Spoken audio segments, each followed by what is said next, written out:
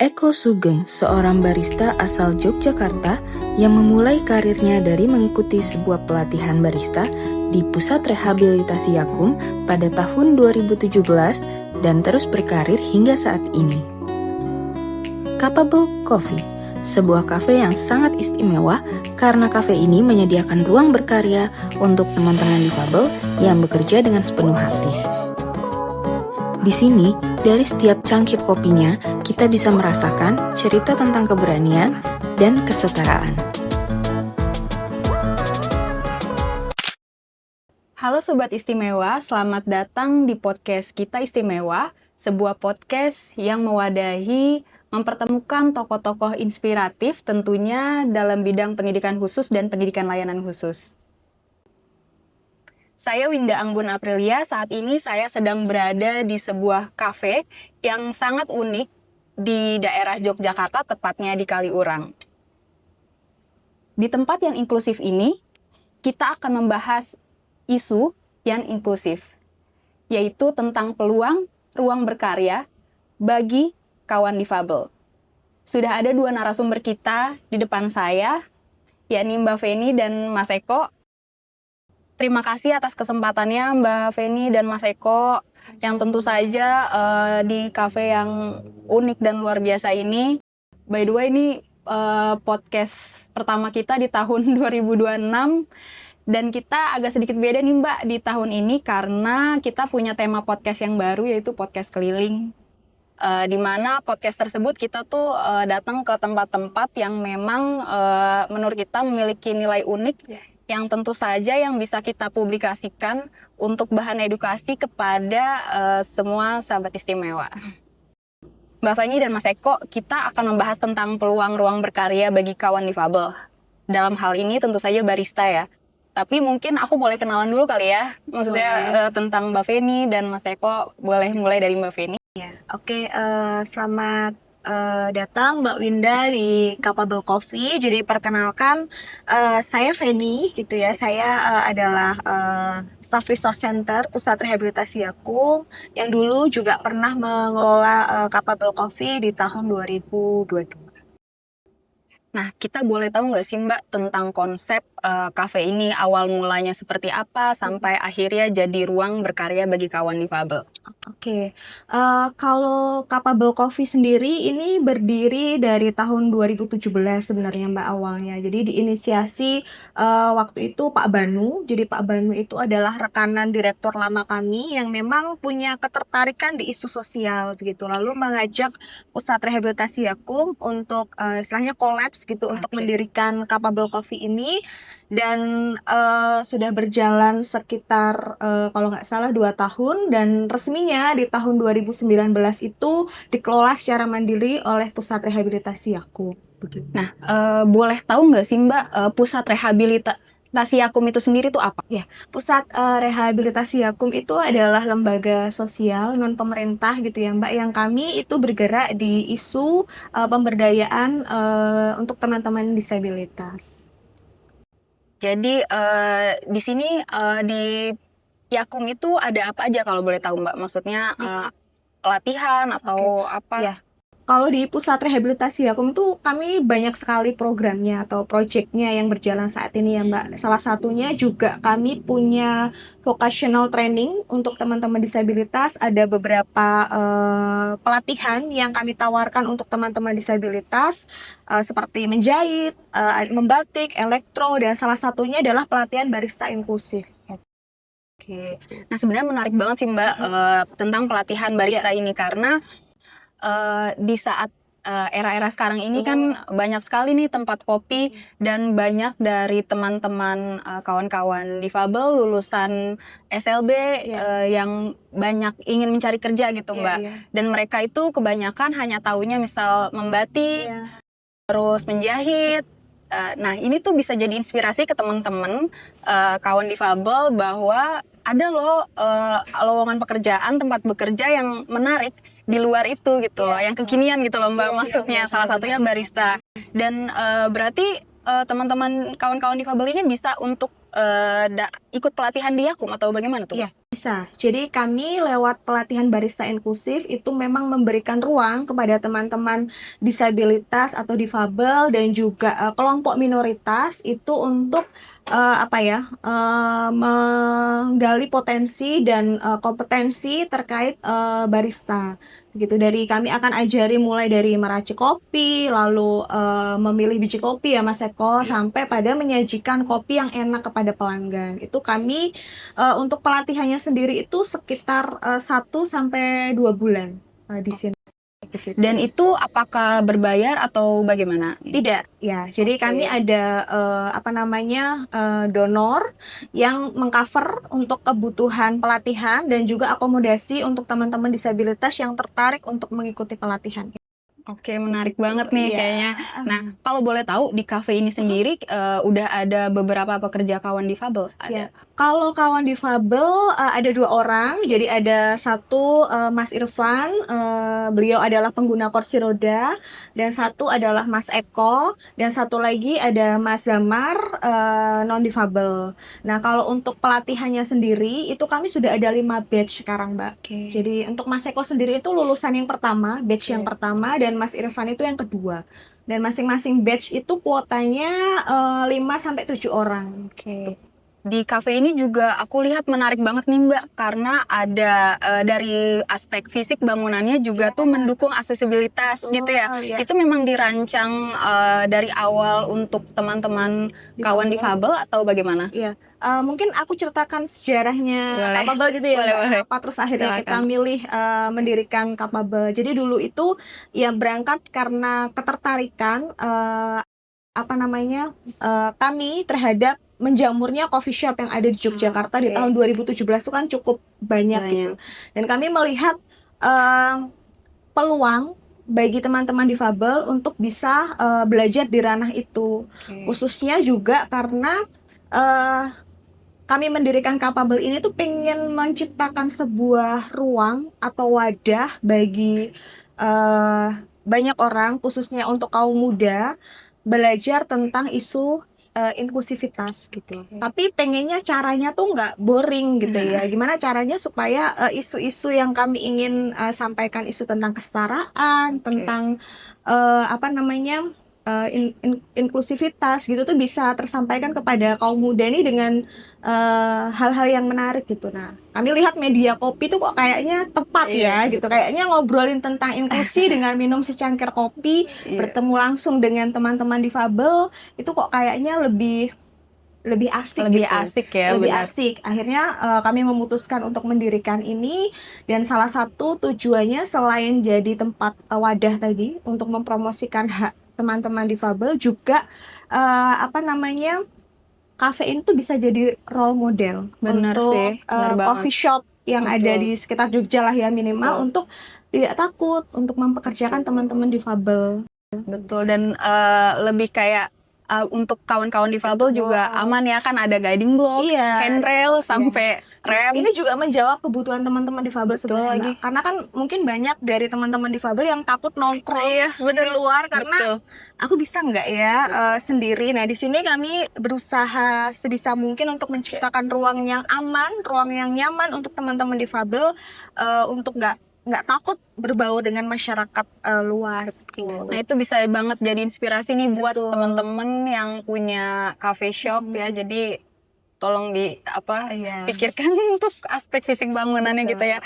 Kita beralih ke Mas Eko kali ya. Mas Eko, kita udah dengar cerita dari Mbak Feni tentang cafe ini. Sekarang aku ingin ke Mas Eko. Boleh, Mas Eko sejak kapan sih jadi barista?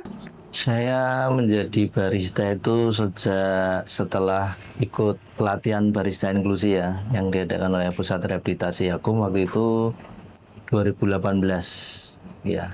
Jadi sebelumnya memang bukan barista ya, maksudnya? Sebelumnya ya saya bukan barista, kebetulan dulu posisi saya ada di resepsionis waktu itu. Ya, jadi ya menerima tamu begitu. Tapi setelah ada training barista inklusi itu saya ikut apa namanya mengikuti kelas itu sampai selesai. Akhirnya saya dipindah tugaskan ke Capable ini. Bagaimana sih rasanya menjadi seorang barista? Boleh diceritakan nggak, Mas? Ya, saya pribadi sih ini ya bangga ya menjadi seorang barista karena apa namanya dengan kondisi ya yang saya miliki dengan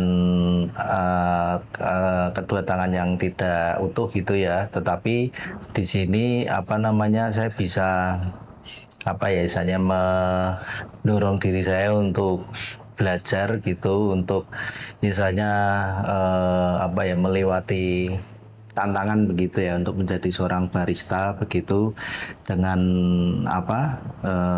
tantangan yang ada begitu dengan alat-alat mungkin yang misalnya yang dengan kondisi saya itu mustahil ya, tetapi di situ dengan bantuan juga dari teman-teman dampingan begitu bersama-sama mencari solusi begitu untuk mengatasi hambatan-hambatan saya, dan akhirnya saya bisa untuk melalui proses itu begitu kan ya, menyeduh terus menyajikan begitu ya, itu sangat sesuatu yang sangat luar biasa bagi saya juga begitu. Selain itu juga saya bisa menambah relasi begitu juga, terus berikutnya bisa mungkin menjadi inspirasi atau motivasi juga bagi orang lain begitu ya. Kalau cerita awalnya nih bergabung ke Capable Coffee ini gimana tuh, Mas? Ya, jadi kalau dulu itu memang saya kebetulan waktu itu saya shiftnya sore ya, jadi kalau sore itu dan jaga rada ngantuk itu saya main ke sini waktu itu, jadi sering lihat begitu awal mulanya seperti itu, terus nyoba kopinya secara original begitu kan. Setelah itu kebetulan tadi Mbak Feni sudah mengatakan di awal itu Pak Banu ya, itu sering beliau kalau pas libur ke sini, itu awal mulanya saya di situ. Jadi Pak Banu yang mengajak saya gitu kan untuk mencoba meracik sendiri. Tapi awalnya kan saya nggak yakin ya karena kondisi saya begitu, tapi beliau mencoba meyakinkan terus membantu. Dari situ saya coba-coba awal untuk manual begitu. Seiring waktu PRY mengadakan itu tadi training barista inklusi yang pertama, jadi saya masuk ke situ belajar bersama teman-teman yang lain juga dari awal, misalnya mengenal kopi dari petani, bagaimana petani itu merawat kopi itu, terus setelah itu kopi yang baik untuk dipanen itu yang seperti apa begitu, terus kita nyortir juga begitu sampai kita roasting ya, belajar melihat roasting ke teman-teman itu kopi yang misalnya sesuai yang diharapkan ya, yang bisa dijual ke konsumen begitu, sampai kepada meracik kopi itu sendiri menjadi sebuah minuman yang bisa dinikmati begitu. Dan akhirnya jadi sosok yang sangat hebat ya, yang bisa menginspirasi teman-teman di luar sana gitu.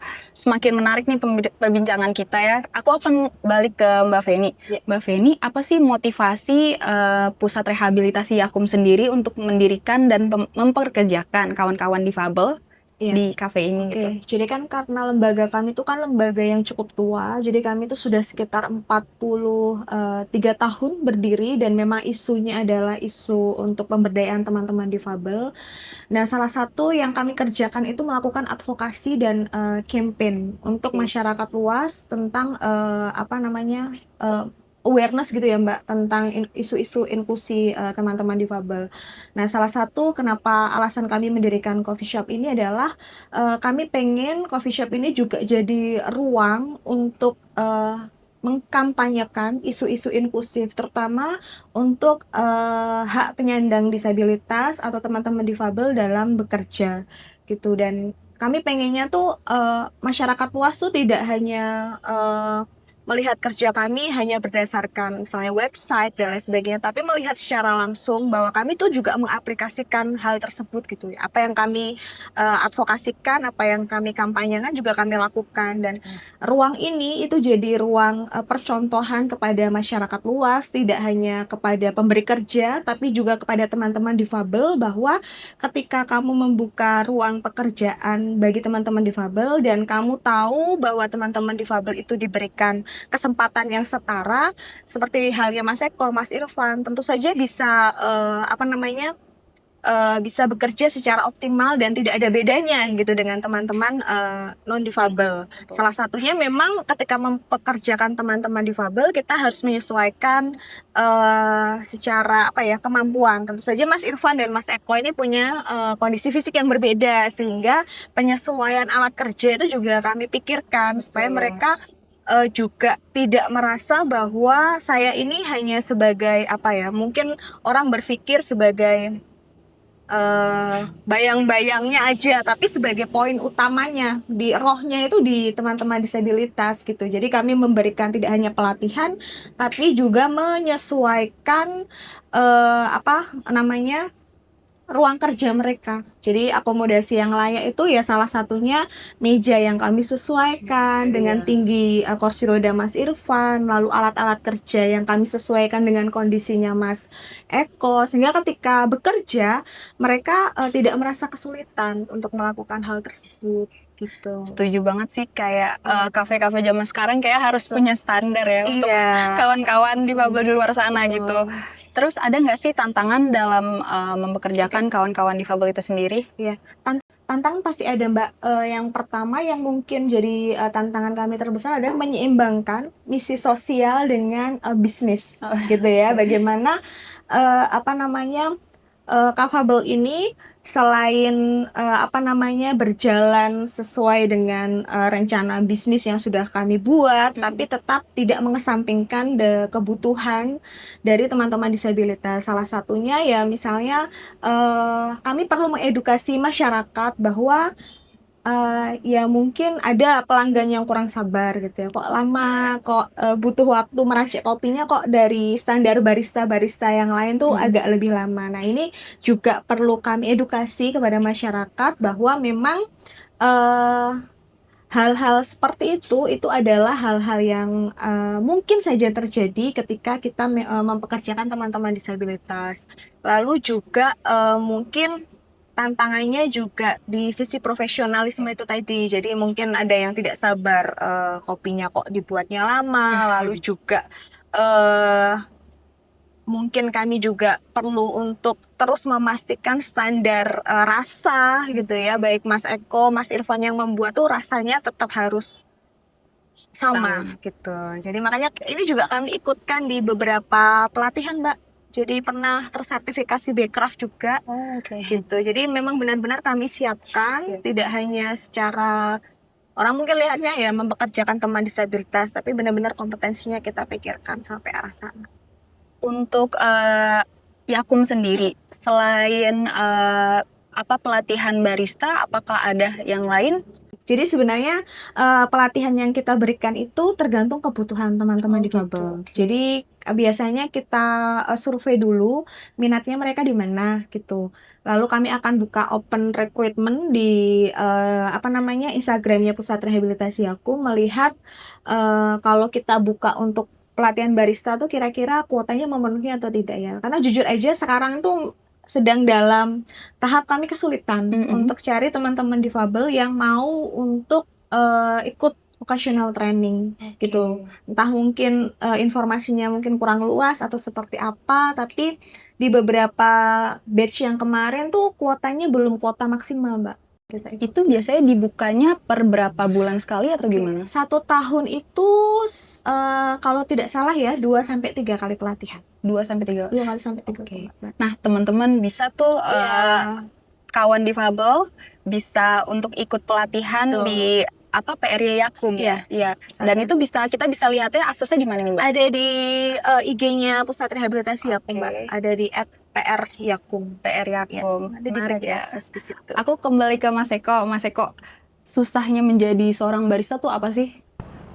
Ya, saya kalau ini ya, saya pribadi sih susahnya menjadi seorang barista lagi, ya itu tadi mempertahankan apa namanya konsisten itu ya untuk kita ini juga karena menurut saya kan kopi itu tidak stagnan ya, jadi kopi itu berkembang. Nah itu kita harus apa ya, sebagai barista itu harus bisa mengupgrade gitu kan untuk apa namanya kita terus berkembang begitu. Makanya sangat penting kita berada di apa ya lingkungan yang isanya komunitas ya begitu. Karena dari situ kita bisa ngerti begitu, bisa tahu oh ini perkembangannya seperti ini begitu. Dan juga mungkin dari apa ya kayak kompetisi mungkin yang ada begitu seperti itu ya.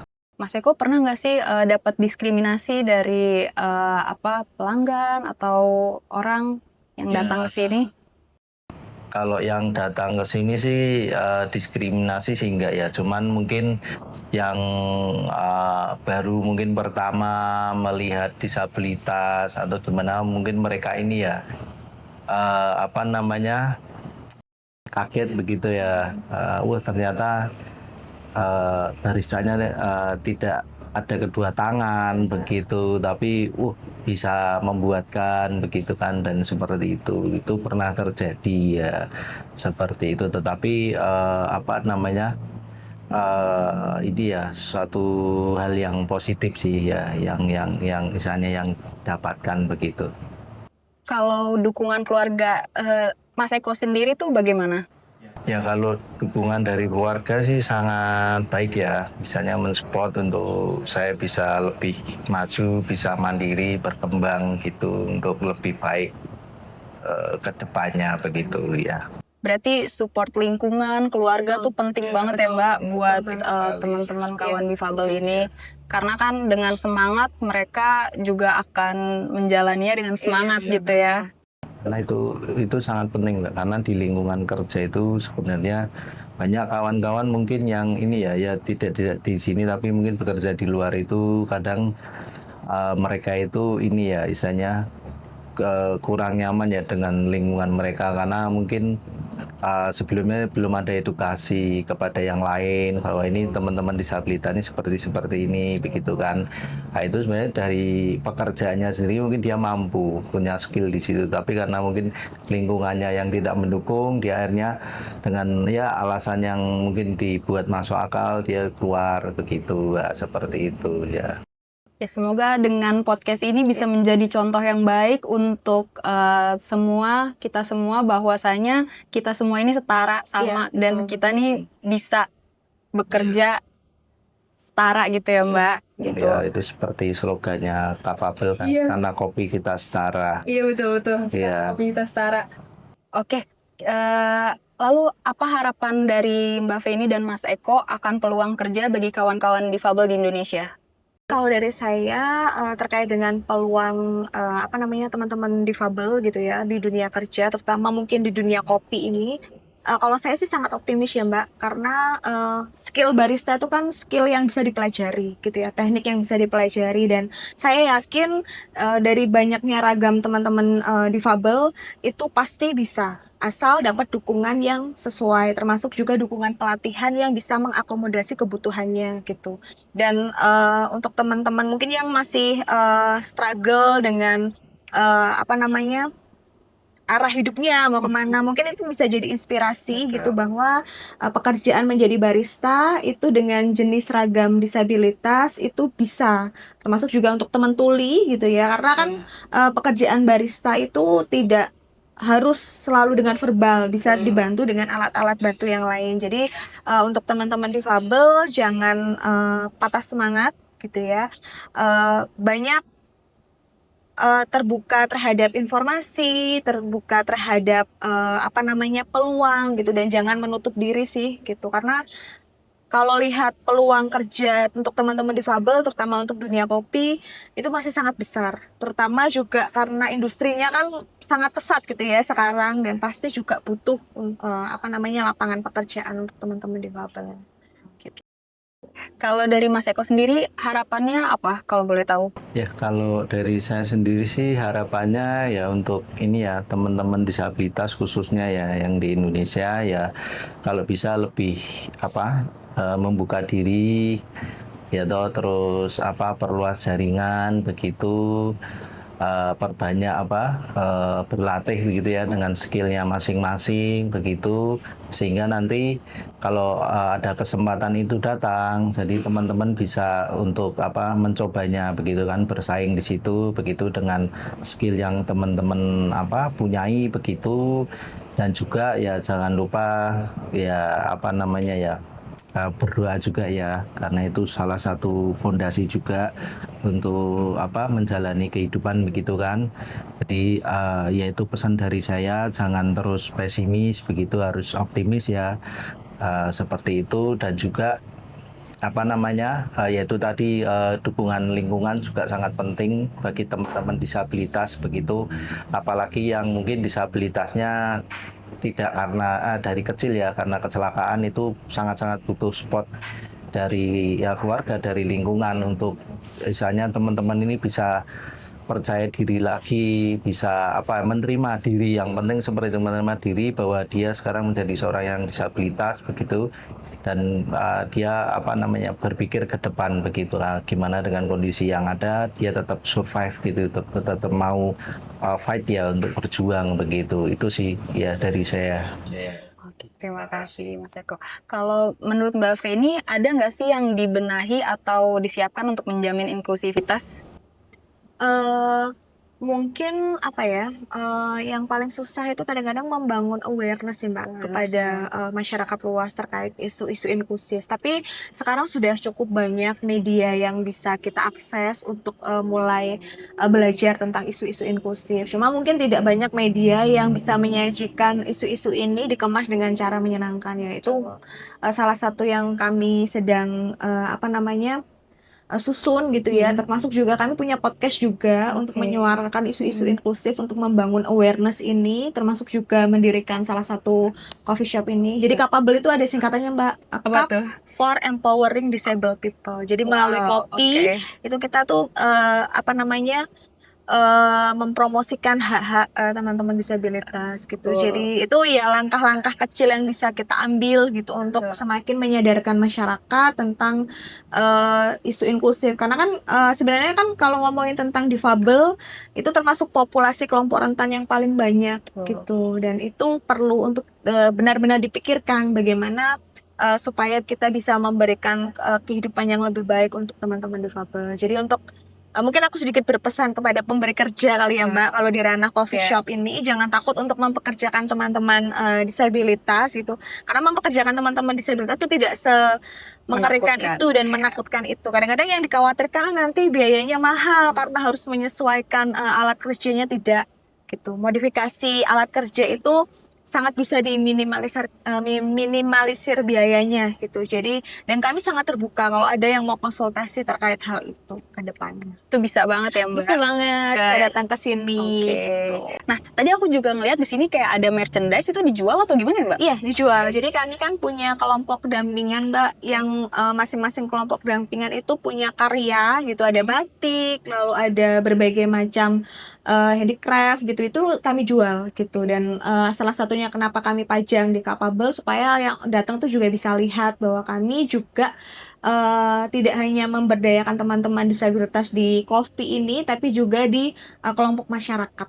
Itu hasil karya anak-anak Iya, Yakum ya Mbak? betul. Dan kami kan tidak hanya teman-teman difabel fisik, ke mental juga kami dampingi. Oh, kalau mental tuh berarti seperti Misalnya bipolar, schizofren itu kita juga dampingi. oh gitu. Itu ada apa namanya? Bukan pelatihan ya. Kalau itu termasuk apa itu? Jadi kalau untuk yang mental itu pendampingannya langsung di masyarakat, Mbak. Jadi bentuknya itu rehabilitasinya tuh berbasis masyarakat. Jadi kita libatkan berbagai macam unsur, ada keluarga, ada pemerintah. Jadi memberikan kesadaran bahwa teman-teman disabilitas mental ini adalah bagian dari masyarakat. Betul. Oke. Wah, kita udah masuk ke segmen terakhir nih, Mbak. Terakhir dari Mas Eko, apa sih tips untuk teman-teman difabel agar mereka tuh nggak patah semangat? Ya, tip dari saya untuk teman-teman disabilitas itu agar tetap semangat ya. Pertama kuncinya harus ini ya, kita harus yakin ya dengan apa yang kita pelajari, dengan skill yang kita punya begitu, bahwa itu apa skill yang kita punya itu pasti akan berguna atau bermanfaat ya, misalnya di kehidupan begitu. Dan keduanya ya harus ini apa, jangan gampang apa ya misalnya putus asa begitu, jangan gampang apa ya terus mutung begitu kan. Karena kita nggak tahu kan setiap langkah yang kita jalani, mungkin langkah pertama gagal, langkah kedua, tetapi misalnya kesuksesan bisa di langkah berikutnya, kita nggak tahu. Jadi harus terus apa namanya ya, fight gitu kan, harus terus berjuang. Dan ya itu tadi yang ketiga ya harus tetap didasari dengan itu tadi, doa begitu ya. Terima kasih Mbak Feni, Mas Eko sudah berbagi dengan kami. Semoga cerita baik ini bisa menginspirasi semua para sobat istimewa yang menonton ini. Kalau untuk sosial medianya sendiri nih, Capable Coffee atau Yakum sendiri tuh ada nggak sih Mbak? Boleh Ada, Mbak. disampaikan ke teman-teman sobat Jadi istimewa. untuk Instagram dari Capable Coffee itu ada di @capablecoffee, lalu untuk pusat rehabilitasi Yakum itu ada di @pryakum. Nah, mungkin aku sedikit promosi dulu ya Mbak ya. Boleh, Ya, silakan. terkait dengan kami punya unit resort center. Jadi kalau teman-teman atau siapapun yang tertarik pengen belajar tentang disabilitas, tentang rehabilitasi teman-teman disabilitas, itu bisa banget menghubungi pusat rehabilitasi Yakum karena kami punya expertise gitu ya, dan juga punya pengalaman, punya laboratorium sosial juga yang bisa dilihat gitu. Salah satunya adalah Capable Coffee ini untuk melihat secara langsung bagaimana kita memberdayakan teman-teman disabilitas gitu. Oke, terima kasih Mbak Sama-sama, Feni, Mas Eko. Mbak. Terima kasih banyak Terima kasih banyak atas waktunya. Sama atas set. Baik sobat istimewa, dari podcast kita kali ini kita bisa belajar bahwa keterbatasan itu tidak harus dan selalu menjadi hambatan untuk kita semua berkarya. Dan akan selalu ada ruang untuk kita semua bisa berkarya dan bekerja. Demikian podcast kita hari ini. Terima kasih sudah menonton. Tetap dukung podcast kita dengan cara like, subscribe, dan komen di YouTube channel kita. Jika ada usulan atau sobat istimewa lainnya yang punya inspirasi tempat unik atau berbagainya yang berkaitan dengan pendidikan khusus dan layanan khusus, bisa komen di YouTube kita. Terima kasih.